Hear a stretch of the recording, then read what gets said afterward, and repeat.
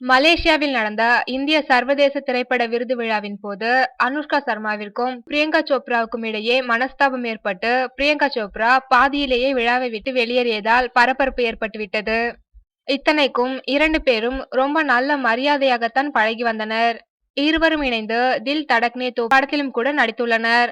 ஆனால் இடையில் என்ன ஆனதோ ஏதானதோ கோலாலம்பூரில் வைத்து ஆளுக்கு ஒரு பக்கமாக முகத்தை திருப்பிக் கொண்டு போய்விட்டனர். கோலாலம்பூரில் நடந்த IIFA விருது விழாவில் பிரியங்கா சோப்ரா டான்ஸ் ஆடுவதாக இருந்தது. இந்நிலையில் திடீரென அது ரத்தாகிவிட்டது. இதற்கு பிரியங்காவுக்கு காரணம் தெரியவில்லையாம், தெரிவிக்கப்படவும் இல்லையாம்.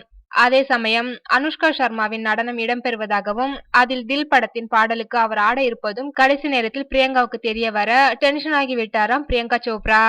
இதனால் பாதியிலேயே விழாவை விட்டு வெளியேறிவிட்டார் பிரியங்கா.